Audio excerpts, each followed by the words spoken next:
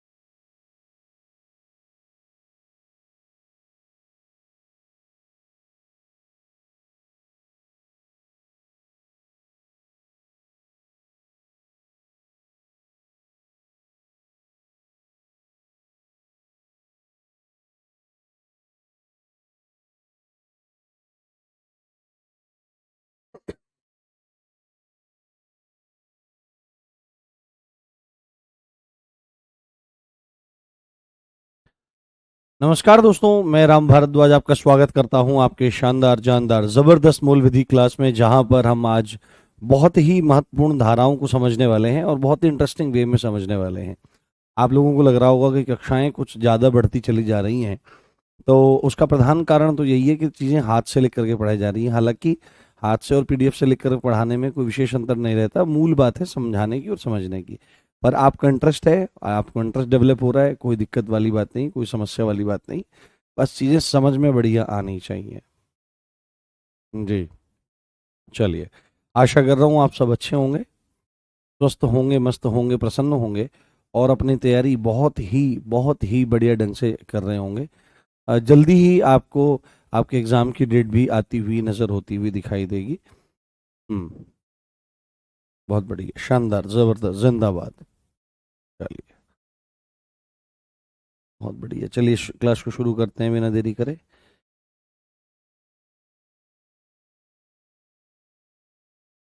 जी, सभी को good evening. जी ज्ञानेश्वर जी, बिल्कुल। मैं आ गया तो मैंने देख लिया है। बिल्कुल, ओके। ओके दोस्तों, तो हमने कल धारा 75 तक समझ लिया है, आज हम लोग समझेंगे उससे आगे।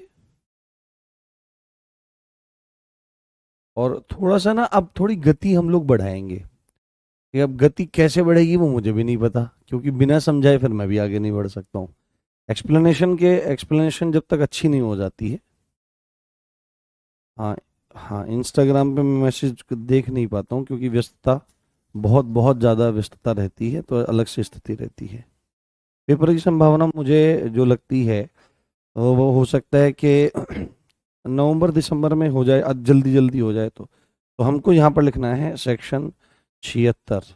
सेक्शन 76 सेक्शन 76 जो है, वो किस अर्थ में यहाँ पर प्रयोग हो रहा है कि महिला को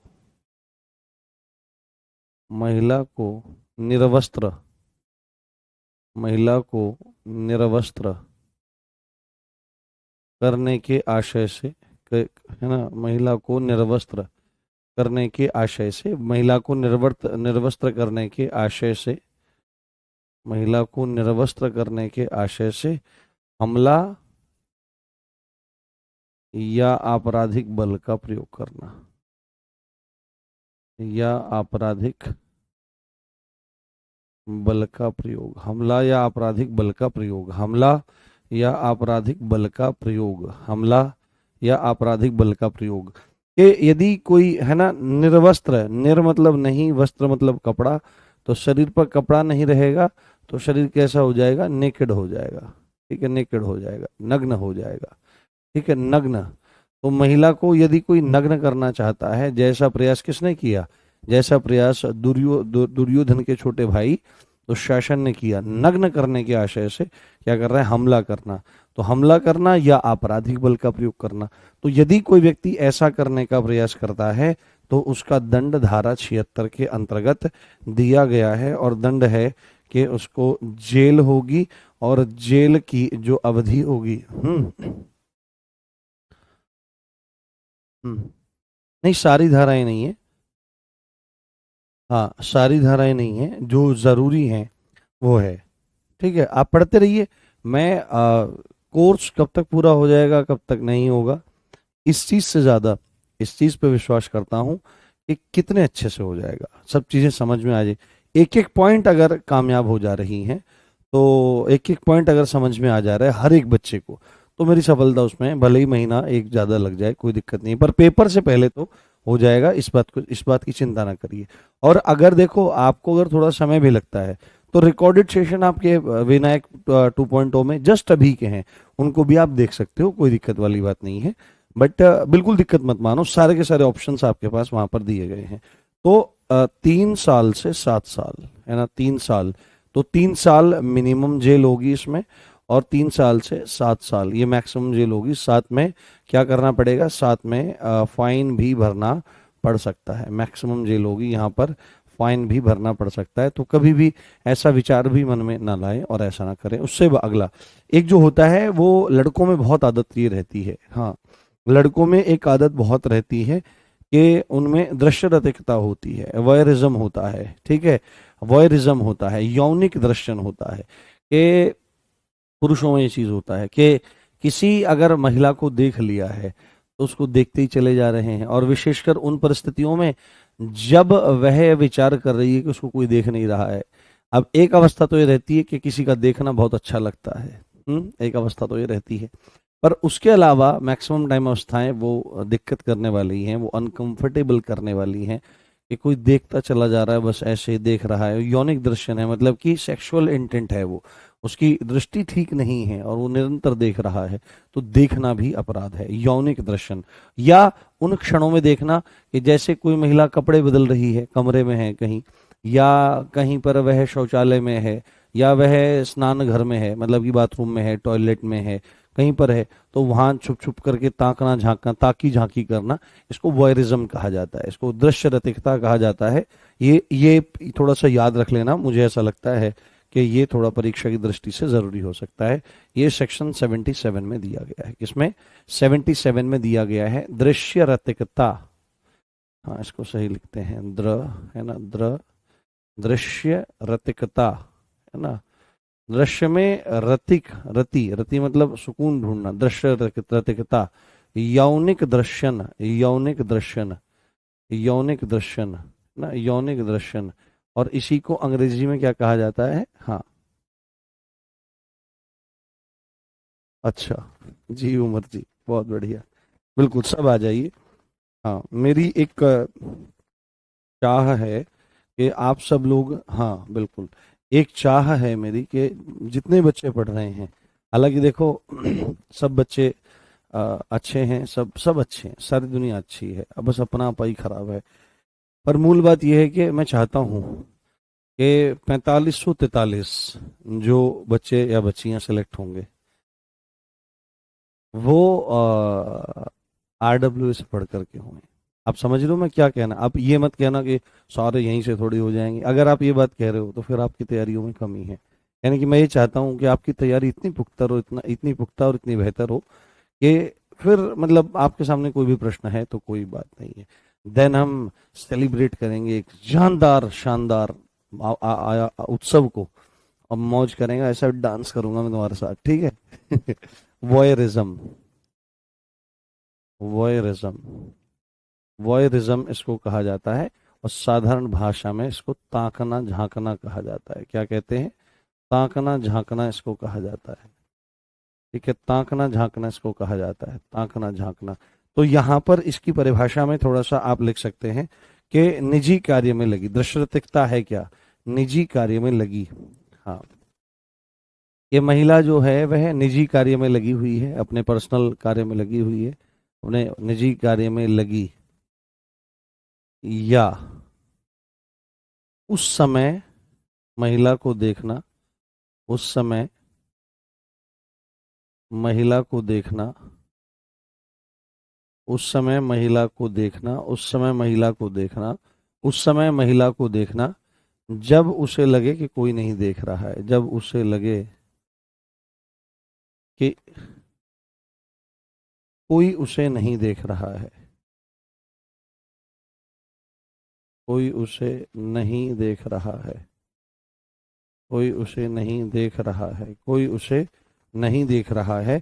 और उस समय और देखना उसको, जैसे आपका शौचालय हो गया, जैसे स्नानघर हो गया, जैसे स्नानघर हो गया, हाँ, जैसे स्नानघर आदि, शौचालय स्नानघर आदि में लोग देखते हैं जा करके। आप एक चीज का और विशेष ध्यान रखा करें, लड़कियों के बारे में विशेष मैं बोल रहा हूँ, कि विशेषकर जब किसी, हाँ, हाँ, ठीक है, विशेषकर अगर किसी रिश्तेदार के यहाँ अगर आप जाते हो, विशेषकर किसी रिश्तेदार के यहाँ जाते हो, तो उनके घर अगर कुछ दिन रह रहे हो या कुछ भी चीज़ है, तो थोड़ा सा सावधानी उसमें बरतिए, थोड़ा सा सावधानी बरतने का आप लोग प्रयास करिए। क्योंकि ऐसे में क्या होता है कि ऐसे ये काम बहुत ज़्यादा होता है रिश्तेदारी में, जान पहचान में, ये चीज़ें बहुत ज़्यादा आपकी होती हैं, और इसी में क्या होता है, वीडियोस वगैरह बन जाते हैं। तो विशेषकर, और बच्चे बच्चियों, तुम सबको एक बात मैं बताता हूँ आपको, कि विवाह से पहले कुछ भी ऐसे वैसे कार्य जो होते हैं, जो शारीरिक भोगेच्छा को पूरी करने के लिए होता है, कहीं कमरे में चला जाना, किसी मित्र के यहाँ चले जाना, ये सब बहुत गलत है, जाना ही नहीं चाहिए, है ना। मैं ये नहीं कहूँगा कि ध्यान रखो, जाना ही नहीं चाहिए, क्योंकि एक वीडियो अगर लीक हुई तो तुम्हारा तो जीवन बर्बाद होगा ही होगा, ठीक है, चाहे उसको इंटरनेट से हटवाते फिरना, चाहे कुछ हटवाते फिरना, माता पिता की तो गर्दन कट जाएगी बिल्कुल, ठीक है।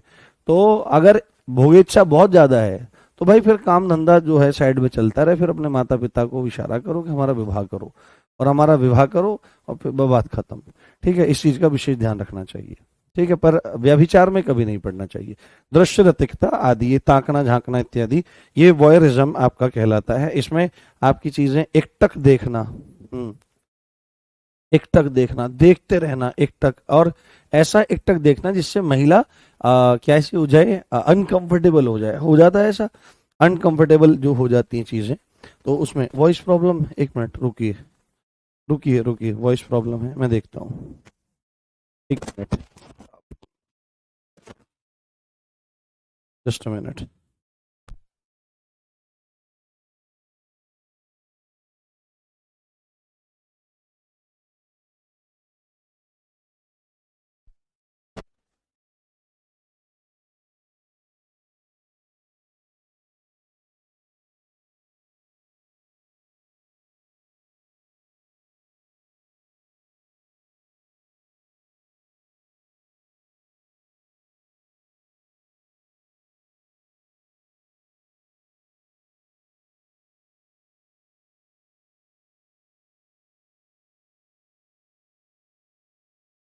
देखो अभी मुझे लगता है आवाज ठीक आएगी, कोई दिक्कत वाली बात नहीं है, हाँ सही हो गया है, कोई बात नहीं, कोई दिक्कत वाली बात नहीं, कोई समस्या वाली बात नहीं, हाँ ठीक है।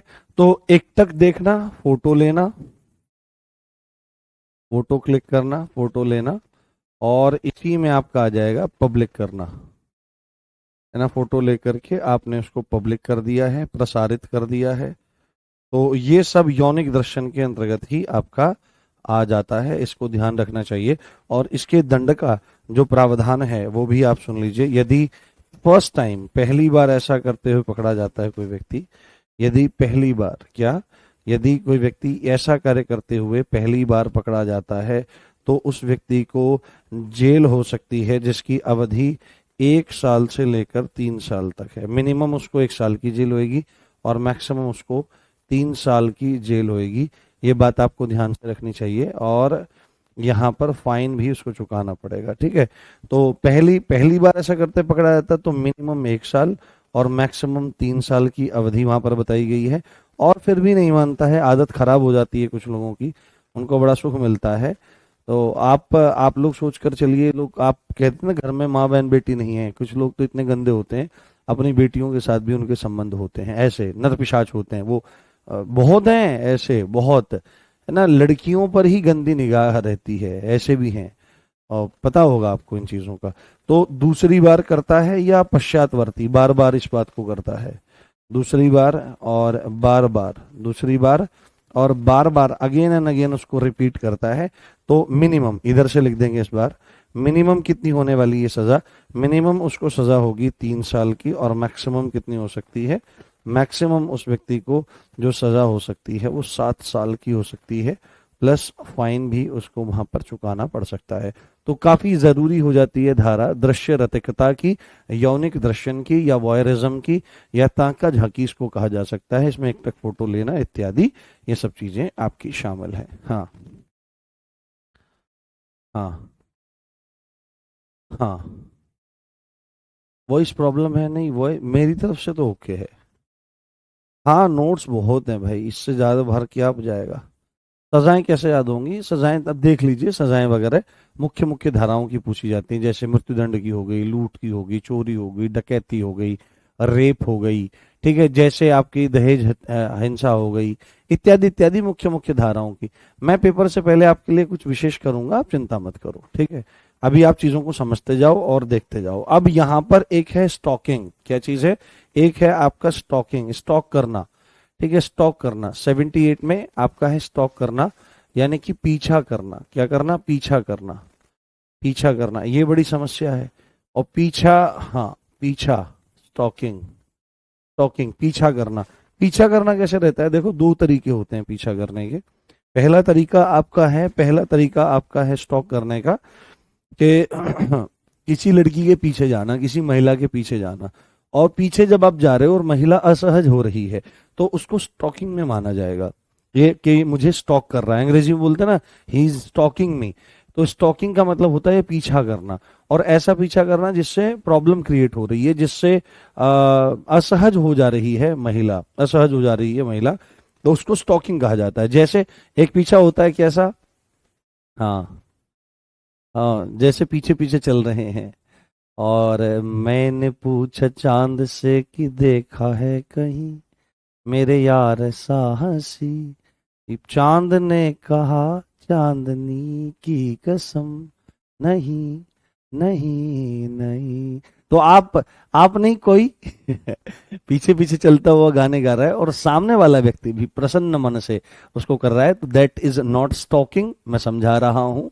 परंतु अगर आप पीछे पीछे गाते जा रहे हो, है ना, अजीब से गाने गाते जा रहे हो, कुछ भी है, कुछ बात बोलते जा रहे हो, दैट इज स्टॉकिंग। दूसरी बात है, स्टॉकिंग केवल ऑफलाइन नहीं हो सकती है, ऑनलाइन भी स्टॉकिंग हो सकती है। यानी कि किसी महिला के को ऑनलाइन पीछा करना, ऑनलाइन पीछा करना। तो यहां पर आप लिखिए कि ये दो प्रकार का हो सकता है, ये दो प्रकार का हो सकता है, दो प्रकार से, दो प्रकार से। पहले आप इसको कह सकते हो ऑफलाइन, पहले आप इसको कह सकते हो ऑफलाइन, और सेकंड आप इसको कह सकते हो कैसे, कि ऑनलाइन, ऑनलाइन पीछा करना। तो ऑनलाइन और ऑफलाइन पीछा करने में क्या अंतर है, ऑनलाइन में जैसे कि अगर कोई महिला इंस्टाग्राम पे काम कर रही है ना, और कहीं पे यूट्यूब पर है या फेसबुक पर है या अदर प्लेटफॉर्म्स में, उन हाँ गाना गाने पर, हाँ गाना, अश्लील गाने गाने पर से होगी, या कुछ भी जिससे वो असहज हो जाए। तो मूल बात यहाँ है, मूल बात यहाँ है कि वहां पर उसने कोई फोटो अपलोड करी, तो नहीं बड़े सोने लग रहे हो जी, बड़े चंगे लग रहे हो, तो अगर वो वहां पे भी असहज हो रही है और बार बार, है ना, एक बार हमसे भी मिल लो, सबसे मिलते रहते हो, तो ये है ना, हम भी आपके दीवाने हैं, तो ये चीजें अगर लिख रहा है और उसको कंटिन्यूअसली कांटेक्ट करने की कोशिश कोशिश कर रहा है, ठीक है, कंटिन्यूअसली कांटेक्ट करने की कोशिश कर रहा है, ईमेल्स कर रहा है, मैसेज कर रहा है, तो ये आपका किस में आ जाएगा, ये सब आपका पीछा करने में आ जाएगा। तो यहाँ पर ऑफलाइन यानी कि किसी स्त्री का पीछा करना, किसी महिला का पीछा करना जब वह असहज हो जाए, किसी महिला का पीछा करना, किसी पीछे महिला का पीछा करना जिससे, जिससे वह असहज हो जाए, जिससे वह क्या हो जाए, असहज हो जाए, हाँ असहज हो जाए, असहज, असहज तो सही, असहज हो जाए, ये है असहज हो जाए। या हाँ ऑनलाइन, ऑनलाइन बहुत सिंपल भाषा में, ऑनलाइन सोशल मीडिया प्लेटफॉर्म्स पर, ऑनलाइन सोशल मीडिया, हाँ प्लेटफॉर्म्स पर, प्लेटफॉर्म्स पर, प्लेटफॉर्म्स पर क्या करना, लगातार, लगातार मैसेज करना, लगातार मैसेज करना, परेशान करना, या ईमेल बॉम्बिंग करना एक तरह से, या क्या करना, ईमेल्स भेजना, ईमेल्स भेजकर संपर्क करने का प्रयास करना, ईमेल भेजकर संपर्क करने का प्रयास करना, संपर्क करने का प्रयास करना, संपर्क करने का प्रयास करना, संपर्क करने का प्रयास करना, ये सब चीजें स्टॉकिंग में आती हैं और कभी भी ऐसा काम नहीं करना चाहिए। हाँ हाँ, रिपीट करते रहेंगे सॉन्ग्स। हाँ, अब हुए सर एक्टिव, अरे मैं तो I am always active active. ठीक है, ये चीज आपका। हाँ, ठीक है। तो इसमें आपके कॉन्सेप्ट क्या क्या हो सकते हैं? किसी महिला का पीछा करना जिससे वह असहज हो जाए, और असहज वो कब हो सकती है? कि जब वह मना, मान लिया कोई किसी का पीछा कर रहा है, जैसे ऐसे एकदम, है ना, जैसे ऐसे कोई पीछा कर रहा है, ऐसे ये चश्मा उश्मा लगाया, है ना, एक लड़की भीगी भाग से, हाँ मैडम किधर जा रहे हो, ये ठीक है ये। तो उसने कहा, ए भैया आप ऐसे मत करो। तो अगर कोई इतने से रुक जाता है तो स्थिति अलग है, पर फिर भी नहीं मानता है, मना करने के बाद भी फिर चश्मे को और यहीं से, एक लड़की भी है मैडम किधर जा रही है भीगी, और उसको टच करने की कोशिश करता है। तो जब मना करने के बावजूद भी और फिर लगा रहता है और काम चालू रखता है अपना, और उससे महिला असहज हो जाती है और स्पर्श करने का प्रयास करता है, तो वहां पर आपका ये ऑफलाइन स्टॉकिंग कहलाता है। तो यहां पर एक पॉइंट और ऐड कर लीजिए कि जब वह असहज हो जाए, तो असहज कब हो जाएगी? मना करने पर, मना करने पर भी, मना करने पर भी, मना करने पर भी ये वो लगा रहता है। और दूसरी बात है टच करने का, है ना, टच करने से संबंधित कुछ ना कुछ वहां पर बात आ जाती है, टच करने से रिलेटेड कोई ना कोई वहां पर बात आ जाती है। तो उसको आपका केस में लिया जाता है, उसमें आपका लिया जाता है ऑफलाइन स्टॉकिंग में, और ऑनलाइन में आपकी यहाँ से चीजें आ जाएंगी। अब यदि इसके दंड की बात करेंगे भाई, फिर पुलिस पीछे से आ जाएगी कि एक लड़की भीगी भागी सी, तूने तो गाना गा दिया रे, अब मेरे को देख मैं दरोगा हूँ, और तेरे आगे पीछे सब कुछ भिगा दूंगा, चल बेटे। ठीक है, तो उसको उठा करके पुलिस ले जाती है और फिर उसका इलाज बढ़िया होता है। ठीक है, तो यहां पर एक पॉइंट आपको लिख लेना है, यहां पर पहली बार अगर ऐसा करते हुए पकड़ा जाता है, अगर पहली बार ऐसा करते हुए पकड़ा जाता है, तो यहां पर उसको जेल होगी।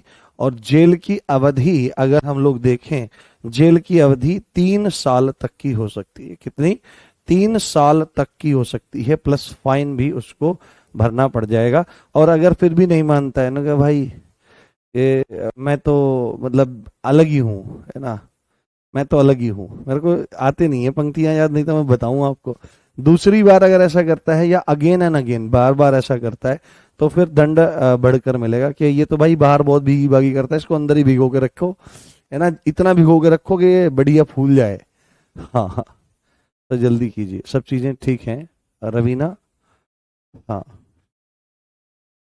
सब चीजें जल्दी कैसे किया जा सकता है? अब इन चीजों को समझाना तो पड़ेगा ना, अगर नहीं समझाए मैं तो लिख करके चला जाऊंगा, फिर आप सर समझ में नहीं आया, तो फिर भी तो आगे समझाना पड़ेगा, तो दुगना समय लगेगा। धैर्य से पढ़िए और धैर्य से चीज़ों को देखने का प्रयास करिए, या फिर आप आ जाइए और मैं एक बार बैठ जाता हूँ, मेरे को भी सुख मिल जाएगा पढ़ने का।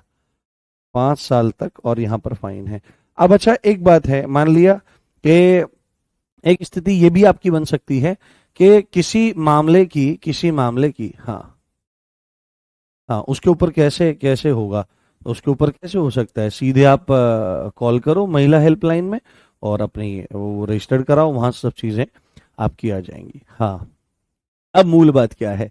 अब मूल बात यह है कि कई बार अपराधी का पता लगाने के लिए पीछा किया जा सकता है। अपराधी मतलब कि किसी की घरवाली अगर कहीं पर जा रही है, ठीक है, अब पति उसका कहीं है, ठीक है, और वो किसी और के साथ में मतलब प्रेम संबंधों में है, उनसे मिलने जाती है, तो वही जो बाद में वही जो बाद में गाएगा क्या है ना गलत, वो बाद वाला, तो वो अभी हो रहा है। अब उसको शक हो गया है कि उससे मिलने जाती है, तो वो किसी डिटेक्टिव को लगाएगा या किसी अन्य व्यक्ति को लगाएगा, तो उसका पीछा करेगा, उसको असहज होगा। तो वो अगर कहने लगे कि ये आदमी मेरे को स्टॉक कर रहा था, तो तुरंत कहेगा कि जी हम ये चीज देखने का प्रयास कर रहे थे कि ये अपराधी है कि नहीं है, क्योंकि अगर ऐसा नहीं करेंगे तो कैसे पता लगेगा कहाँ जा रही है कहाँ नहीं जा रही है महिला। तो अपराधी का पता करने के लिए यदि स्टॉकिंग करी जाती है मना करने के बाद भी, तो ये अपवाद में आएगा, वो अपराध नहीं होगा, ये एक्सेप्शन होगा। क्या होगा बेटे? ये एक्सेप्शन होगा, अपवाद होगा कि अपराधी का पता लगाने के लिए, किसके लिए? अपराधी का पता लगाने के लिए, अपराधी का पता लगाने के लिए, अपराधी का पता लगाने के लिए यदि स्टॉकिंग होती है तो अपराध नहीं है। यदि स्टॉक किया जाता है, यदि स्टॉक किया जाता है, यदि स्टॉक किया जाता है, यदि स्टॉक किया जाता है तो अपराधी नहीं, तो अपराध नहीं होगा। ठीक है, तो अपराध नहीं होगा। तो ये तो तरीका ठीक है। मान लिया किसी का पीछा करो, मनाने की कोशिश करे, एक बार मेरे पीछे मत आओ सुरेश, मेरा नाम सुरेश नहीं है, मेरा नाम आरव है, मेरी मम्मी ने नेक्स्ट जनरेशन नाम रखा है, ये सुरेश रमेश तो 90s की बात हो गई। तो ये तरीका है कि कह सकता है कि मेरे को तुम अपराधी लग रही हो। अपराधी? मैं कहें कि अपराधी? तुम मेरा दिल चुरा के भागी हो, चोरी कर रही हो तुम। तो कहेगी भाई साहब ठीक है, तो स्थितियां कुछ बेहतर हो सकती हैं। आगे अब 78 तक, यहां तक हो गया है। यहां तक कोई डाउट हो तो आप मुझे बताइए एक बार। हाँ, स्पीड, स्पीड बढ़ जाएगी बेटे, स्पीड बढ़ जाएगी। अगर पीडीएफ आ जाएगी तो फिर स्पीड और ज्यादा बढ़ जाएगी। हाँ, स्पीड बढ़ जाएगी। अगर पीडी आप कहेंगे तो मैं स्पीड बढ़ा दूंगा, मैं पीडीएफ ले आऊंगा, कोई दिक्कत वाली बात नहीं। चलो मैं एक दिन पीडीएफ लेके आता हूँ मंडे में, और फिर आपको स्थितियां बहुत बेहतर लगेंगी। सेक्शन 79 में क्या है? सेक्शन 79 में है महिला की लज्जा का अनादर। बहुत इंपॉर्टेंट धारा है, हाँ इंपॉर्टेंट धारा है, ध्यान रखना, ये पूछी जा सकती है। महिला की लज्जा का अनादर, महिला की लज्जा, लज्जा मतलब मॉडेस्टी। हाँ, महिला की लज्जा का अनादर, महिला की लज्जा का अनादर, महिला की लज्जा का अनादर। तो महिला की लज्जा का अनादर यदि किया जाता है तो महिला की लज्जा, हमने कल डिस्कशन इस पे किया था कि महिला की लज्जा एक स्वाभाविक, एक शील गुण का होना, एक स्वाभाविक शर्म का होना, जिससे वह अपने आप को सहज महसूस करती है, वह अपने आप को सहज महसूस करती है। तो यदि कोई व्यक्ति महिला की लज्जा का अनादर करता है, और कैसे करता है, तो यहाँ पर लज्जा का अनादर तो कैसे? शब्द के द्वारा, शब्द के द्वारा, शब्द के द्वारा, कुछ शब्द बोल दिया है, कोई वर्ड ऐसा बोल दिया है अजीब सा, जिससे महिला को अच्छा ना लगे। अरे तू तो ऐसी है, अरे तू तो वैसी है।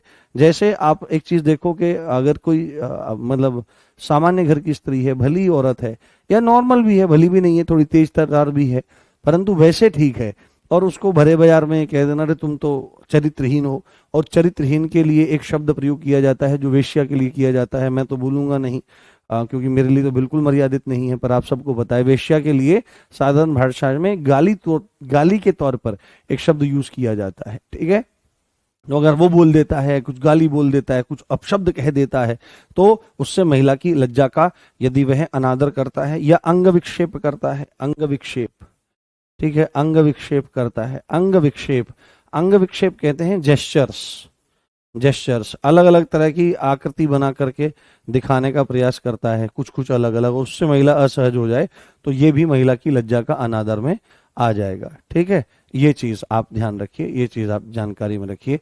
और अगेन हमारा इसमें क्या आ जाएगा, अगर कोई ऐसा कार्य करे, है ना, कोई भी ऐसा कार्य, कोई भी ऐसा एक्ट करे, तो शब्द के द्वारा, अंग विक्षेप के द्वारा, कार्य के द्वारा, यदि क्या होता है, यदि महिला की एकांतता, ठीक है, क्या है, महिला की एकांतता भंग होती है, एकांतता भंग हो, भंग होना मतलब खत्म, एकांतता मतलब जहां पर वो अपने आप को बहुत एक एक होता है ना कि पर्सनल स्पेस, एकांतता मतलब यहां पर पर्सनल स्पेस, पर्सनल है ना, पर्सनल स्पेस, आपका पर्सनल स्पेस, आपका क्या है, पर्सनल स्पेस। पर्सनल स्पेस के बारे में यहां पर आपकी चीजें आ रही हैं कि आपका पर्सनल स्पेस, किसी एक व्यक्ति का पर्सनल स्पेस होता है जिसमें कोई घुसता नहीं है, जिसमें वो कंफर्ट रहता है। पर कोई अगर किसी के पर्सनल स्पेस में बहुत ज्यादा घुसने की कोशिश करता है तो उसको अनकंफर्ट होता है और उसको असहज महसूस होता है। तो ये है महिला की लज्जा का अनादर करना। तो कोई शब्द के द्वारा कुछ कह दिया, है ना, अंग विक्षेप कर दिया, या कोई काम ऐसा कर दिया जिससे, हाँ हाँ, हम्म, हाँ, ठीक है, ठीक है, ओके। तो यहाँ पर हमारा क्या है, यहाँ पर आप दंड देखो, तो यहाँ पर क्या दंड मिल सकता है, यहाँ पर क्या पनिशमेंट मिल सकता है, तो वही है जेल। और जेल कितने समय की हो सकती है, इसकी अवधि आप लोग यहाँ पर लिख लीजिए। इसकी अवधि यहाँ पर आपकी हो जाएगी कि सादा कारावास होगा, सिंपल जेल होगी, और वो 3 साल तक की हो सकती है। कितनी हो सकती है? 3 साल तक की हो सकती है, 3 साल तक की जेल हो सकती है। तो बहुत ध्यान रखना चाहिए। इसीलिए कहा गया है कि विवाह से पहले पुरुष का स्त्री और स्त्री का पुरुष से। हाँ,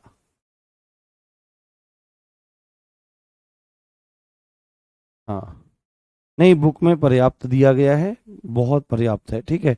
और अब इस पे थोड़ा और काम चल रहा है, तो और बेहतरी किताब हो जाएगी। बहुत सारे प्रश्न मैं इसमें ऐड करवाने वाला हूँ। तो जिसके पास पहले से बुक है, उसको वो मतलब चीज़ें अलग से दे दी जाएंगी, उपलब्ध करवा दी जाएंगी। आपके पास वो पन्ने, वो पीडीएफ पहुंच जाएगी। आप उनको निकलवा लेना, कुछ पन्नों को, और उसमें से दबा के प्रैक्टिस करना, उसका पूरा लाभ लेना। जो नहीं खरीदेंगे उनको उसका लाभ मिल जाएगा, ठीक है। चलो, क्योंकि निरंतर लगातार ही देखो काम करते करते होता है, ये कोई ऐसा विषय नहीं है जो सदाबहार है। ये अब इसी में पूछा जाता है, बाकी चीजें नहीं पूछी जाती, ठीक है। चलो, तो 3 साल तक की उसको जेल हो सकती है, कारावास हो सकता है, शायद साथ में उसको जुर्माना भी भरना पड़ सकता है। क्या करना पड़ सकता है? जुर्माना भरना पड़ सकता है। तो ये हमारा यहाँ पर चैप्टर पूरा होता है, ठीक है।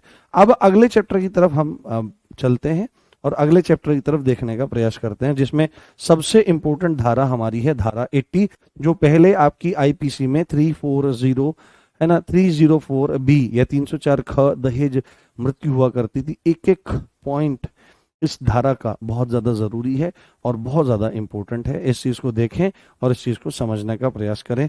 अब यहाँ पर जो हम बात करने वाले हैं, वो बात करने वाले हैं विवाह से संबंधित अपराध। विवाह से संबंधित अपराध, शादी से रिलेटेड अपराध। देखो, अभी अगर शादी से रिलेटेड अपराध कौन से होते हैं? मूलतः दहेज के ही अपराध शादी से रिलेटेड होते हैं, ठीक है। दहेज की ही मांग सबसे ज्यादा होती है। आ, हम्म, किसी की बिटिया को अपने घर में बहू बना करके ले आना, और बहू बना के लाने के बदले फिर ये सोचना कि माल मिलेगा, गाड़ी मिलेगी, पैसा मिलेगा। और जो जितना ज्यादा समृद्ध होता है आप देखो, सबसे बड़ी बात, ये कितनी बड़ी विडंबना है कि जो जितना ज्यादा समृद्ध होता है, रुपये पैसे से मजबूत होता है, उसकी उतनी बड़ी चाह रहती है कि इतना ही बड़ा दहेज, इतना ही मोटा पैसा हमको मिले, गाड़ी मिले, ये सब मिले। जितनी बड़ी नौकरी होती चली जाती है, जितना बड़ा औहदा होता चला जाता है, अगर कोई चपरासी है तो उसके अलग हैं, क्लर्क लगता है तो उसका दहेज अलग है, दरोगा लगता है उसका दहेज अलग लगता है समाज में, ठीक है। उसके बाद आपका डीएम सीजीएल में लग गया, डीएम एसडीएम वगैरह हो गया तो दहेज अलग है, ठीक है। आपका आईएएस हो गया, पीसीएस वगैरह हो गया तो दहेज अलग है, कलेक्टर हो गया दहेज अलग है, डॉक्टर हो गया अलग है। तो जितना ज्यादा पढ़ा लिखा होता चला जाता है, उतना ज्यादा महंगा होता चला जाता है लड़का। पर स्थितियां बहुत दुर्भाग्यशाली है, दुर्भाग्यपूर्ण है और अजीब सी स्थिति है, ठीक है। हाँ, तो विवाह से संबंधित अपराधों में यही सब मारपीट, क्रूरता और यही यही सारी की सारी चीजें वहां पर रहती हैं, और दहेज से रिलेटेड ही बातें रहती हैं। मूलतः दहेज से संबंधित बातों को दहेज प्रतिषेध अधिनियम के अंतर्गत काउंट किया जा चुका है, परंतु जो चीज वहां पर भी नहीं आती है, उनको हम यहाँ पर आपका काउंट कर रहे हैं। विवाह से संबंधित अपराधों के विषय में, विवाह से संबंधित अपराधों, हाँ, अपराधों के विषय में अब यहाँ से चर्चा हमारी शुरू होगी, जिसमें सबसे पहली और सबसे इंपॉर्टेंट धारा है। मुझे कोई आश्चर्य नहीं होगा यदि आपके पेपर में यह धारा देखने के लिए मिल जाए, सेक्शन, हाँ, सेक्शन 80। कौन सा? धारा 80। धारा 80 जो है वो आपको यहाँ पर देखने के लिए मिल रही है, और धारा 80 किस संदर्भ में आपकी जा रही है? आपको लिखना है दहेज मृत्यु, ठीक है। और इसमें भी मैं एक चीज लिखवा देता हूं, देखो पेपर में दो तरह से प्रश्न बन सकता है कि दहेज मृत्यु की परिभाषा कौन सी धारा में है। तो इसमें कोई दो राय नहीं है कि वो खाली 80 बोल दे या 80(1) बोल दे, दोनों में से कुछ भी बोल सकता है, और ऐसा होता आया है। तो 80 के पार्ट 1 में दहेज दहेज मृत्यु की परिभाषा है कि दहेज मृत्यु क्या होती है, वो कौन से पॉइंट्स होते हैं जब किसी की महिला की डेथ होती है तो उसको दहेज मृत्यु माना जाएगा, और उसके दंड का प्रावधान 82 में है। तो पेपर में आए कि भाई दहेज मृत्यु की परिभाषा कौन सी धारा में है, 80 लिखा है तो भी सही है, 80(1) लिखा है तो भी सही है। तो परेशान होने की जरूरत नहीं है, पर पता दोनों चीजें होनी चाहिए, क्योंकि अगर पेपर में नहीं रहेगा, अगर 80(1) और 2 दोनों रहेगा, फिर थोड़ी प्रॉब्लम हो जाएगी। तो यहां पर आप लिखिए दहेज मृत्यु। क्या है? दहेज मृत्यु। दहेज मृत्यु, डाउरी डेथ, हाँ, डाउरी डेथ। एक से गंदे लोग होते हैं। हम अपनी बहन का विवाह करने जब हम अपनी बहन का विवाह करने चले तो हमने भी इन चीजों को देखा है। अगर सरकारी नौकर है, ठीक है, अगर गवर्नमेंट ऑफिशियल है, तो कार की डिमांड तो स्वाभाविक है, और वो डायरेक्ट नहीं आती, वो बिचौलिया ही कहने लगता है, मीडिएटर कहने लगता है, भाई देखो गवर्नमेंट जॉब पे है कि ब्याह तो बढ़िया तुमको करना ही रहेगा, और गाड़ी ठीक ठाक गाड़ी होनी चाहिए, ना बहुत हल्की हो ना बहुत भारी हो, मतलब कि 7-8 लाख रुपए की गाड़ी कम से कम होनी चाहिए, या 10 लाख रुपए की गाड़ी कम से कम होनी चाहिए। मतलब आप ये मान कर चलिए, और लाख 2 लाख 3 लाख 5 लाख जितना कैश रखना चाहो वो अलग है, गोल्ड अलग है, ठीक है, लड़की को जो गोल्ड दिया जाएगा वो अलग है, और उसके साथ में शादियां जो हैं वो अलग है। तो हमने भी ये चीज़ें महसूस करी हैं जब अपनी बहन की शादी करी है। पर मूल बात यहाँ पर ये है कि स्थितियां बहुत ठीक नहीं है, बहुत अजीब है, और इसीलिए लोग लड़कियों को पैदा करने से बचते हैं। लड़कियों को क्यों भ्रूण हत्या होती है? तो 3 प्रमुख कारण हैं। पहली बात तो, लड़की हो जाएगी तो जब तक वो कहाँ पे रहेगी, जब तक वो पिता के घर रहेगी, तो पिता को टेंशन रहती है कि इसके साथ में कुछ गलत ना हो जाए, कुछ मतलब अप्रिय घटना ना हो जाए, जैसे मनीषा के साथ में देखो, जैसे रेप जैसी घटना है, ऐसा कुछ ना हो जाए, छेड़छाड़, कुछ कलंक ना लग जाए, कुछ अजीब सी स्थिति ना बन जाए। कलंक मानते हैं लोग कि ऐसा ना हो जाए, और दुर्घटना ना हो जाए, कोई कुछ भी हो सकता है। दूसरी बात है, चलो फिर इसको पढ़ा तो लिया, अब जब इसकी शादी करने चलेंगे, तो शादी करने चलेंगे तो स्थिति क्या बनेगी? स्थिति क्या बनेगी कि भाई अब इसके लिए दहेज की व्यवस्था करो। दहेज की व्यवस्था भी चलो कैसे भी कैसे करके हो गई, फिर उसके बाद भी ये विश्वास नहीं है कि ससुराल वाले कैसे रखेंगे नहीं रखेंगे, ये स्थितियां भी आ सकती हैं। इसीलिए लोग पैदा करने से लड़कियों को अब डरने लगे हैं। यद्यपि यदि लड़की पढ़ जाए, पढ़ लिख जाए, है ना, और थोड़ा सा सावधानी से रखें, तो अपने पिता की चिंताओं को दूर कर सकती है। तो डाउरी डेथ के बारे में है, यहाँ पर कुछ शर्तें हैं। डाउरी डेथ कब मानी जाएगी? तो सबसे पहली बात तो शादी के 7 साल के भीतर ही होनी चाहिए। शादी के 7 साल, ये सबसे इंपॉर्टेंट पॉइंट है। शादी के 7 साल के भीतर, शादी के 7 साल के भीतर, शादी के 7 साल के भीतर मृत्यु होनी चाहिए। शादी के 7 साल के भीतर ही डेथ होनी चाहिए। अगर 7 साल से ज्यादा हो रही है तो फिर उसको डाउरी डेथ में नहीं गिना जाएगा, उसको विवाह से संबंधित अपराधों की अन्य धाराओं में गिना जाएगा। जैसे आईपीसी की धारा 498 हुआ करती थी, वो इसी श्रेणी में जाती थी। फिर हत्या अलग जाएगी और वो क्रूरता में फिर अलग जाएंगी चीजें। तो यहां पर हाँ, हाँ, हाँ, सौरभ तिवारी, हाँ, कुछ भी बोलना है ना, कुछ असर आप बताओ अपना। भाई मैं पढ़ा रहा हूँ, मेरे को क्या है, अपने इन चक्करों में नहीं पढ़ते हैं। आपको पता नहीं लगता अगर हमारा विवाह हुआ होता? हाँ, या हम करते, ये सब चीजें हैं। और मैं मतलब देखो, मैं अपनी फैमिली के बारे में कभी बात नहीं करता हूँ, क्योंकि हमारा प्रोफेशन वैसा नहीं है। आपका हमारा संबंध है। आपने देखा हो, कल मैंने पहली बार लाइफ में अपनी अपनी बहन के साथ में और एक इंस्टाग्राम पे फोटो डाली है, लाइफ में पहली बार, और जबकि मैं सोशल मीडिया पे पिछले 5-6 सालों से हूँ। तो ये चीजें हैं।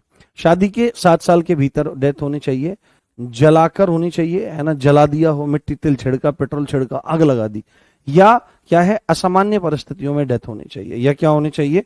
या चोट पहुंचा कर असामान्य परिस्थितियों में चोट पहुंचा रखी है, इतना मारा, इतना मारा, इतनी मार है, चोट पहुंचा करके डेथ हुई हो, जलाकर या चोट पहुंचा करके मृत्यु हुई हो। ऐसे होते हैं, खूब मारते हैं, ऐसे ऐसे भी सुने हैं कि छड़ी होती है ना उसकी, किसकी, शहतूत की छड़ी होती है, बड़ी मजबूत मानी जाती है। तो ऐसे पहले महिला को पकड़ा, और महिला के पैरों को पकड़ा, और पैरों की जो नसें होती है ना, नसें, उसको छड़ियों से ऐसे पीटना, ऐसे ऐसे छड़ियों पे, और वो चिल्लाती है, कराती है। ऐसे ऐसे भी मैंने दृष्टांत सुने हैं, और ऐसे ऐसे लोगों को भी मैंने देखा है, ठीक है। पर वो वृद्ध हैं, उनके बारे में ये बात है, उनकी घरवालियां बताती हैं कि ऐसी स्थिति है, ऐसी स्थिति है। तो जलाकर या चोट पहुंचाकर मारा गया हो। और तीसरा इसमें सबसे इंपॉर्टेंट पॉइंट जो है आपका, असामान्य परिस्थितियों में डेथ होनी चाहिए। असामान्य मतलब कि ऐसा है कि सामान्य परिस्थिति नहीं, भाई शादी से 7 साल पहले पहले हो करके, और ऐसे जलकर तो खुद भी मर सकती है पत्नी, चोट खुद को भी पहुंचाई जा सकती है। ये दोनों पॉइंट स्त्री खुद भी कर सकती है, ठीक है, खुद भी कर सकती है। क्योंकि बहुत सारी महिलाएं ऐसी होती हैं, साइको होती हैं, अजीब सी स्थिति रहती है, साइकोलॉजिकल कंडीशन ठीक नहीं रहती, तो खुद पे मिट्टी का तेल छिड़का, आग लगा दी। और शादी के 7 साल के भीतर तो उसको खाली ये थोड़ी मान लिया जाएगा कि दहेज मृत्यु है, इनको टांग दो। क्या पता भले आदमी हो, कई बार महिलाएं भी बड़ी दुष्ट होती हैं। तो यहां पर क्या है, तीसरा जो इंपॉर्टेंट पॉइंट है जो उसको और ज्यादा वैलिडेट करेगा, असामान्य परिस्थितियों में डेथ होनी चाहिए। असामान्य परिस्थितियों में, असामान्य परिस्थितियों में यानी संदिग्ध परिस्थितियों में, संदिग्ध जहां पर खुद पता लग जाए कि महिला ने खुद ये काम नहीं किया है, या संदिग्ध परिस्थितियों में, संदिग्ध संदिग्ध परिस्थितियों में डेथ होनी चाहिए। संदिग्ध परिस्थितियों में, संदिग्ध परिस्थितियों में क्या होनी चाहिए, डेथ होनी चाहिए। और एक सबसे इंपॉर्टेंट पॉइंट है जो इसको दहेज मृत्यु बना देगा, वो ये है कि मौत के कुछ समय पहले, मौत के कुछ समय पहले, मौत के कुछ समय पहले, या लगातार शायद डेथ से पहले वो चीज चली आती आ रही हो कि उसके साथ में क्रूरता हो रही हो और दहेज की मांग हो। तो मौत से कुछ समय पहले पति है ना, पति या पति के नातेदारों द्वारा, पति के नातेदार, नातेदार क्या होता है, नातेदारी, रिलेशन है ना, रिलेशन जो उसके रिलेशन है, पति के नातेदार, नातेदार। तो पति के नातेदार क्या होते हैं कि देवर हो सकता है, जेठ हो सकता है, जेठानी हो सकती है, देवरानी हो सकती है, सास हो सकती है, ससुर हो सकते हैं, ननद हो सकती है, ठीक है, देवर हो सकता है, इत्यादि इत्यादि, और जन घर में परिवार में हो सकते हैं। तो पति या पति के नातेदारों द्वारा, पति के नातेदारों द्वारा क्या हुई है, पति के नातेदारों द्वारा दहेज की मांग हुई है। यही दहेज की मांग ही सबसे ज्यादा खतरनाक है। दहेज की मांग हुई है, डिमांड की गई है, और उसी चीज को लेकर और उसके साथ में क्रूरता हुई है, क्रूरता ना, क्रूरता हुई है और क्रूरता हुई है, क्रूरता हुई है। तब ये चारों पॉइंट्स मिला करके किसी भी डेथ को डाउरी डेथ सिद्ध करने के लिए पर्याप्त है। इस चीज को आप बहुत अच्छे से ध्यान रखें। तो सबसे इंपॉर्टेंट पॉइंट जो है वो ये है कि कितने साल के भीतर होनी चाहिए, तो 7 साल के भीतर होनी चाहिए। जला करके या चोट पहुंचा करके होनी चाहिए। असामान्य परिस्थितियां अलग से दिखाई दें, अलग से ही दिखाई दें, ठीक है। और मौत के कुछ समय पहले दहेज की डिमांड हो और उसके साथ में क्रुएलिटी हुई हो, पति और पति के द्वारा मार दिया, पीट करके घर में बंद कर दिया, और पुलिस ना होना। अगर आपको लगता है ना पुलिस बहुत करप्ट है, हमारी जो देश की पुलिस है, अब बाकी डिपार्टमेंट इससे ज्यादा करप्ट है।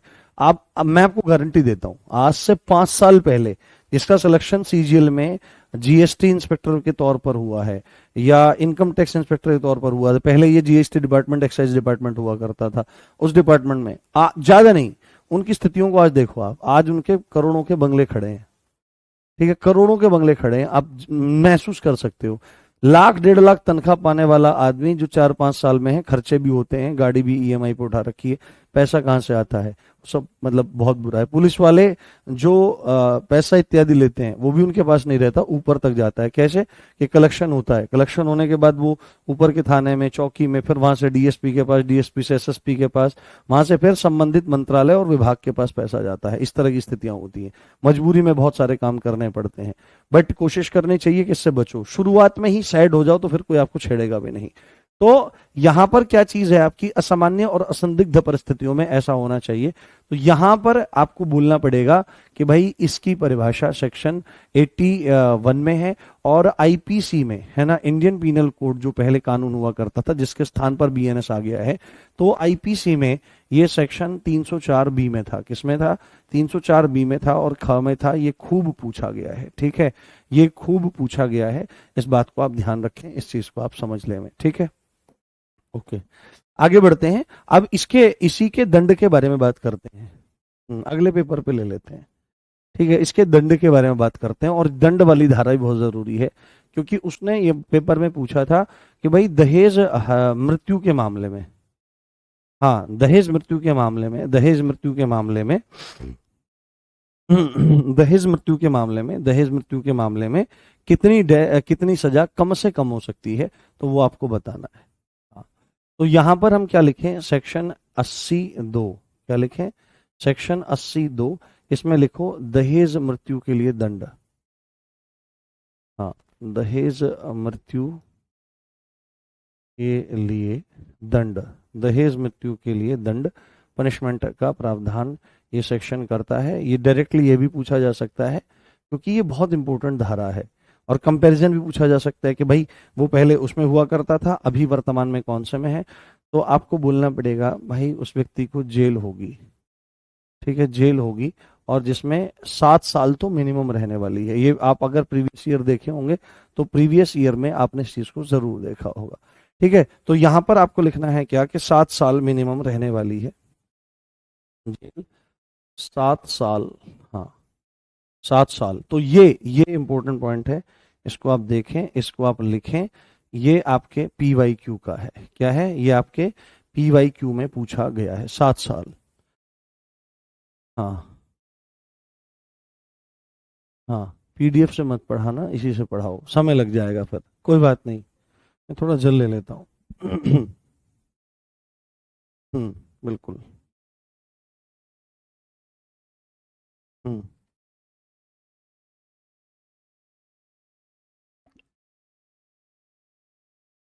हम्म। अच्छा, मौत के कुछ समय बाद लिख दिया क्या मैंने? हाँ, मौत के कुछ समय, अच्छा यहाँ पर नहीं लिखा है, मौत के कुछ समय पहले लिख लीजिए। हाँ, थोड़ा सा क्या है ना कि पिछले 20 दिन से ऐसी स्थिति है कि 2.5 घंटे, 3 घंटे, 3.5 घंटे, 4 घंटे ऐसे ही सोने को मिल रहा है, उससे ज्यादा सोने को नहीं मिल रहा है। उसकी वजह से आप देख रहे होंगे हालत डाउन है। मौत के कुछ समय पहले, मौत के कुछ समय पहले, मौत के कुछ समय पहले ऐसा हुआ हो। और यहाँ पर 82 में हमारे दंड का प्रावधान है। 7 साल तो मिनिमम रहने वाली है, और मैक्सिमम कितनी रहने वाली है? फिर दहेज हत्या का मामला है तो फिर तो आजीवन कारावास से तो क्या ही उसको कम होगा। तो भाई, जिसको पैसे वैसे ही काम ना होना, तो किसी की बिटियाओं को ला करके उनसे भीख मत मांगना चाहिए आदमी को। और आपका विवाह होगा तो ऐसा ना करना आप भी। ठीक है, ऐसा ना करना। मूलतः एक बात है दहेज में, दहेज में एक बात मूलतः है कि अब आप बोलोगे सर सामने से कोई देने लगे, सामने से कोई पैसा पकड़ाने लगे, और हमारा हमसे विवाह करना चाहता है अपनी बिटिया का, तो तब क्या करें? तो प्रयास करें कि मना कर दें कि भाई नहीं, ऐसा ना करो आप। ठीक है, ऐसा ना करो। ठीक है, ऐसा ना करो, प्रयास करो। आज से 20-25 साल बाद जब आपकी नेक्स्ट जनरेशन आएगी, तब तक तो चीज़ें बहुत ज़्यादा बदल जाएंगी, और मना कर दें। परंतु फिर अगर आप मना कर रहे हैं और फिर भी वो मतलब कह रहे हैं कि नहीं आप ले लीजिए, तो और स्थिति ठीक है, स्थिति ठीक है उनकी, और वो मतलब दे रहे हैं, आपको दे रहे हैं, तो आपने देखा होगा कि दहेज के अंतर्गत क्या नहीं आता। तो बिना मांगे वर को या वधु को जो भेंट के रूप में मिलता है वो दहेज नहीं होता। शादी में मिलने वाला हर एक सामान दहेज नहीं है भाई। शादी में जो, अब लोग क्या समझते हैं कि भाई शादी में जो कुछ मिल रहा है वो दहेज ही है। बट अब क्या है कि लड़के वालों ने मांगा ही नहीं है कुछ भी, और पूछा कि भाई आपकी क्या डिमांड्स हैं। ये डिमांड शब्द ही खतरनाक है। ने पूछा आपकी क्या डिमांड है? जी हमारी कोई डिमांड नहीं है, आप रुपया और नारियल से तिलक कर जाओ और बता जाना हम कितने बाराती लेकर के आए। तो बारात तो स्वाभाविक जाती ही है, 150 आदमी की बारात जाती है, 150 भी चले जाते हैं, पर 1000 आदमी की बारात ले जाना भी मूर्खता है, ऐसा काम भी नहीं करना चाहिए। 150 आदमी ना हो, 150 आदमी ना हो तो क्या लाभ है? तो ले जाना चाहिए, और बिना मांगे अगर मना करने के बावजूद भी वो देते हैं अपनी प्रसन्नता से, तो वो दहेज नहीं होता। इस बात को ध्यान रखना चाहिए, इस बात को जान लेना चाहिए। ठीक, तो ये आपका काफी इंपॉर्टेंट पॉइंट है, इसको अच्छे समझें। आगे अब है हमारा बाईगेमी, है ना, दूसरा ब्याह करना। लोगों से एक एक नहीं संभलती है भाई, दो दो दूसरे, कोई कोई दो दो लेके घूम रहा है। एक के लिए वहां पे घर है, एक के लिए वहां पर घर है। तो यहां पर हमारी अगली धारा आ जाती है सेक्शन 82। कौन सी? द्विविवाह, बाईगेमी। बाईगेमी मतलब वो, मेरे को ऐसा लगता है इस दुनिया में शूरवीर हैं जो एक विवाह करने के बाद भी दूसरा विवाह करते हैं। शूरवीर हैं वो, क्योंकि उनको क्या है, उनको क्या है कि एक एक, और मेरे को ऐसा लगता है दूसरा विवाह वही करते होंगे जिनकी पहली घरवाली सती साध्वी होती होगी, जो उनका बड़ा प्रेम आदर करती होगी। कोई ड्रामा नहीं, उसको लगता होगा ले भाई एक और राउंड आगे ब्याह का खेल लिया जाए। तो एक और राउंड ब्याह का खेल लिया जाए, अब वो आगे मिल जाती है चंडी, बिल्कुल वो खप्पर ताने सिर पर खड़ी रहती है, फिर पछताता है वो पहले वाली ठीक थी। तो ऐसी स्थितियां आपकी बन जाती हैं। द्विविवाह, ये पूछा जा सकता है आपसे। द्विविवाह, द्विविवाह को क्या कहते हैं? बाईगेमी कहा जाता है। क्या कहा जाता है? बाईगेमी, बाईगेमी। और बाईगेमी ये क्या होता है कि पति या पत्नी के जीवित रहते, या पति या पत्नी के जीवन काल में दूसरा विवाह कर लेना, ये आपका बाईगेमी कहलाता है। ठीक है, तो इसमें लिखिए पति या पत्नी के जीवन काल में, जीवन काल में यानी कि उनके जीवित रहते, हाँ, यानी कि उनके जीवित रहते, पति या पत्नी के जीवन काल में जीवित रहते दूसरा विवाह करना, दूसरा विवाह करना, और ये गंभीर अपराध माना गया है। अब देखो क्या चीज है, अब देखो क्या चीज है। अब मैं आपको एक बात बताता हूं, मैं आपको एक बात बताता हूं। एक आपने सेक्शन आर्टिकल आर्टिकल 44 पढ़ा होगा, किसमें? आर्टिकल 44 पढ़ा होगा आपके इंडियन कॉन्स्टिट्यूशन में। क्या है आर्टिकल 44, एक बार बताना, देखूं परीक्षा की दृष्टि से बहुत जरूरी है। हाँ, आशीष गोस्वामी जी, हिंदी गलत लिखा है, कहाँ हिंदी गलत लिखा है? अरे भाई आज हमारे साथ में क्या हो रहा है भाई, ये मेरे को, अब मैं संडे में रेस्ट करूंगा अच्छे से, थोड़ा लंबा सो जाऊंगा। ये पहली बार जीवन में ऐसी गलतियां हो रही हैं, पहली बार, स्वाभाविक रूप से। हाँ, ये एक तो अभी हुई, वो वहां पे छूट गया, और एक यहाँ मैं क्षमा चाहता हूँ, मैं थोड़ा सा आराम करूंगा, फिर मुझे ठीक लगेगा। द्विविवाह, हाँ, ये है यूसीसी, समान नागरिक संहिता, यूनिफॉर्म सिविल कोड। तो आप कहते हैं ना सभी के लिए समान कानून होना चाहिए, सभी के लिए समान कानून होना चाहिए। तो समान कानून का मतलब क्या है कि विवाह के कानून समान, तलाक के कानून समान समान, और जो संपत्ति है उनके बंटवारे के कानून समान, ये सब होने चाहिए। परंतु आप देखो भारत में अलग अलग धर्मों के आधार पर अलग अलग तरह के कानून हैं। जैसे कि अगर हिंदू लोग आपस में शादी करते हैं तो उनके लिए हिंदू विवाह अधिनियम अलग है, मुस्लिमों के लिए मुस्लिम विवाह अधिनियम अलग है ना। कोई शादी स्पेशल है यानी कि इंटरकास्ट हो रही है, इंटर रिलीजन हो रही है, तो उसके लिए नियम अलग है, उसके लिए है ना विशेष विवाह अधिनियम अलग से है। तो इतने सारे कानून होने से ना प्रॉब्लम है। जैसे मुस्लिम व्यक्ति है तो मुस्लिम व्यक्ति के लिए एक बात कही गई है, यहाँ पर ये वाली धारा उस पर इंप्लीमेंट होगी नहीं, द्विविवाह वाली, क्योंकि अकॉर्डिंग टू शरिया लॉ वहां पर क्या है कि किसी भी व्यक्ति को 4 तक शादियां करने की इजाजत है। ठीक है, और क्योंकि वह धर्म का हिस्सा है, वह उसका हिस्सा है, उनके रिचुअल का हिस्सा है, तो पहली पत्नी भी नहीं रोकेगी, है ना। हालांकि ये थोड़ी सी बात है कि पहली पत्नी से पूछना पड़ता है, परंतु उसको भी ये कह करके कि देखो शरिया बोल रही है, और इस तरह से चीजें वहां पर हो जाती हैं। परंतु अब वो कितना सही है कितना नहीं है वो तो इस्लाम धर्म को प्रैक्टिकली मानने वाले जाने, क्योंकि अपने को तो बिल्कुल अनुभव नहीं है।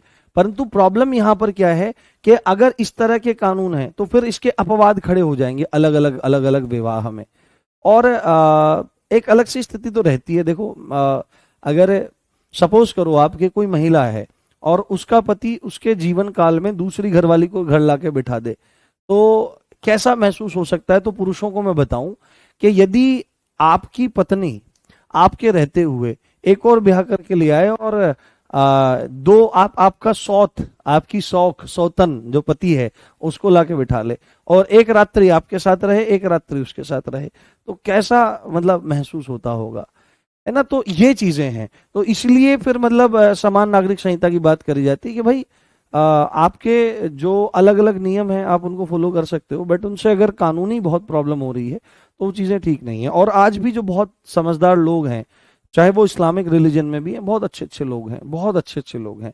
एक उनमें से रमजान चाचा हुआ करते थे, अभी वो इस दुनिया में नहीं है, उनके चरणों में प्रणाम है। तो वो हमारे पिताजी सरकारी अस्पताल में थे क्या, अभी भी हैं। जानसठ एक जगह पड़ती है, जानसठ, है ना। तो हमारे पिताजी की पोस्टिंग वहां थी, तो वो हमारे क्वार्टर के पास ही थोड़े दूर रहते थे। तो उनकी बिटियां थी, वो हमको इतना प्रेम करती थी, बहुत ज्यादा।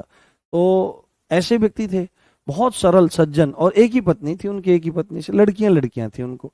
तो वो तो इस चीज का बहाना बना सकते थे कि भाई हमको दूसरा बच्चा चाहिए। बाकी मेरे को ऐसा नहीं लगता है कि एक शादी करने के बाद दूसरी शादी करने की जरूरत होती है। पर देखो वो अपने अपने सबके रिचुअल हैं, तो इन्हीं चीजों को नॉर्मलाइज करने के लिए यूनिफॉर्म सिविल कोड को लाने का प्रयास है, और फिर इसी चीज को मुद्दा बनाते हैं। हाँ, रमजान चाचा थे, बिल्कुल, हाँ, बहुत अच्छे थे, बहुत अच्छे थे, बड़े भले, बिल्कुल, मतलब बहुत प्यारे। तो पति या पत्नी के जीवन काल में या उसके जीवित रहते दूसरा विवाह करना अपराध है। परंतु यहां पर क्या चीज है, अब अगर कोई करो मान ले कलेशी हो कोई बहुत ज्यादा, बहुत ज्यादा कलेश करने वाला है या कलेशी है तो ये थोड़ी ही है कि पूरी जिंदगी उसी के साथ रहना है, तो उससे तलाक भी लिया जा सकता है। तो यहाँ पर अपवाद है, चाहे वो जिंदा रहे मरे कुछ भी हो जाए। तो मूल बात क्या है, मूल बात यहाँ पर क्या है आपकी, कि यदि विवाह को न्यायालय द्वारा शून्य करार दे दिया जाए, यदि विवाह को न्यायालय द्वारा, यदि विवाह को न्यायालय द्वारा, है ना, शून्य करार दे दिया जाए, शून्य, शून्य मतलब वॉइड, खत्म, तुम्हारी शादी खत्म, जाओ मौज करो, खेलो खाओ मौज करो, जाओ मौज करो, यदि विवाह को न्यायालय द्वारा शून्य करार दे दिया जाए, शून्य करार दे दिया जाए, तो जीवन काल में दूसरा विवाह, फिर तो पति पत्नी रहेगा ही नहीं ना जब शून्य करार दे दिया गया। परंतु पति और पत्नी के संबंध ऐसे नहीं होते हैं, ठीक है, पति और पत्नी के संबंध कभी भी ऐसे नहीं होते हैं। तो शून्य करार दे दिया जाए तो दूसरा विवाह किया जा सकता है, दूसरा विवाह किया जा सकता है, दूसरा विवाह किया जा सकता है। अब आप देखते हैं सर बहुत सारे लोग हैं जो दो दो शादी कर करके रह रहे हैं, तो मूल उसमें यह है कि पति और पत्नी जो हैं, पति और पत्नी जो हैं, उनमें से जिसके साथ भी धोखा हुआ है, जिसका भी दिल टूटा है, तो विशेषकर तो पुरुष ही ऐसा काम करता है, तो पत्नी फिर कोर्ट में जाकर के अर्जी लगाए। हाँ, विवाह न करना गलत है? नहीं, विवाह करना भी गलत नहीं है, विवाह न करना भी गलत नहीं है। यदि आपकी सांसारिक वृत्ति बिल्कुल शांत है, आपको कभी भी, आपकी ब्रह्मचर्य में बहुत निष्ठा है, ठीक है, और आप अध्यात्म पथ के बहुत बढ़िया पथिक हैं, और आपका लक्ष्य मोक्ष है, यदि आपका लक्ष्य मोक्ष है तो स्थिति क्या है, फिर आपको गृहस्थी में जाने की जरूरत नहीं है, ठीक है, फिर आप सीधे ही ब्रह्मचारी रहते हुए सन्यास में। कभी भी ऐसा नहीं करना चाहिए दिखावे में कि हम तो शादी नहीं कर रहे हैं, नहीं है। बहुत सारे लोग ऐसे होते हैं कि भरी जवानी में वो विवाह नहीं करते हैं, और फिर एक लंबा जब समय आता है 30 35 40, तो फिर विवाह करते हैं और चरित्रहीन हो जाते हैं। तो उससे बढ़िया है कि अगर कण मात्र भी काम वासना भीतर है, इच्छाएं होती हैं, तो उसको विवाह करना चाहिए और प्रेम से एक पत्नी और पत्नी के संग रहना चाहिए। ये सुरक्षित जगह है, और वहां पर उस विवाह के किले में खड़े होकर के काम को जीतना चाहिए कि पत्नी और पति वहां पर हैं, और यदि आवश्यकता होती भी है तो आप संसर्ग भी यदि कर लेते हैं तो आपको कोई दोष नहीं। पर अगर आपके पास है नहीं, कौन स्त्री नहीं है, पुरुष नहीं है, और फिर आप ऐसे में संसर्ग करेंगे, चरित्रहीन और होंगे, लोक लाज हो रहेगी, और सब तरह धर्म कर्म से सब जाएंगे। तो मूल बात यह है कि कबीरदास जी ने एक बात कही है, हाँ, कबीरदास जी एक बात बहुत सुंदर कहते हैं कि ग्रही होकर कथय ज्ञान, ग्रही होकर कथय ज्ञान, अमली होकर धरे ध्यान, और साधु होके कूटे भग। वो तो बहुत खड़ा कड़ा बोलते हैं, बड़ा कड़ा बोलते हैं कबीरदास जी। तो इन तीनों को जानो ठग। गृहस्थी में है, जैसे आजकल बहुत कुछ लोग ऐसे हैं जो कथावाचक बनते हैं पर वो है नहीं।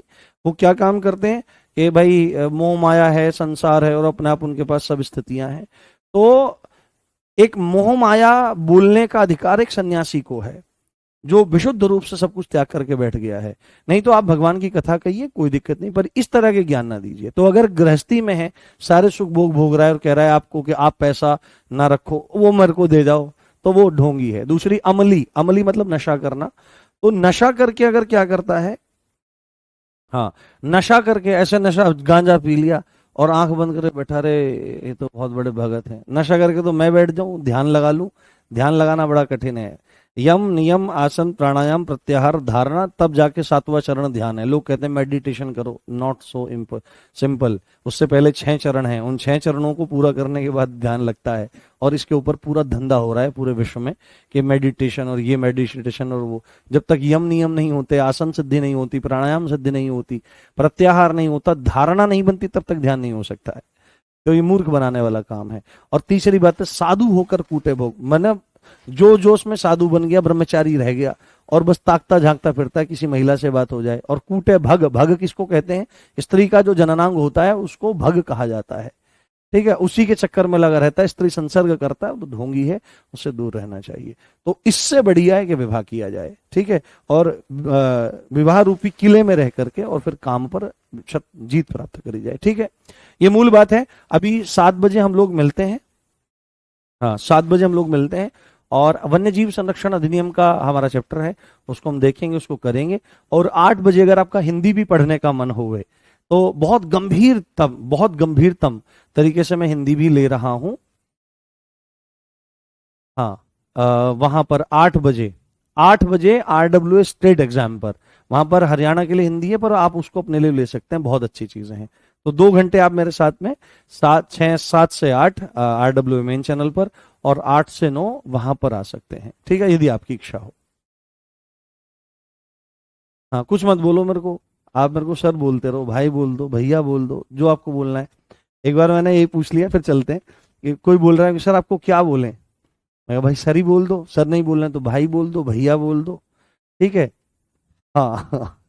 तो एक कह रहा कि पापा बोल सकते हैं, तो गुरुजी रुक जाओ, रुक जाओ, रुक जाओ।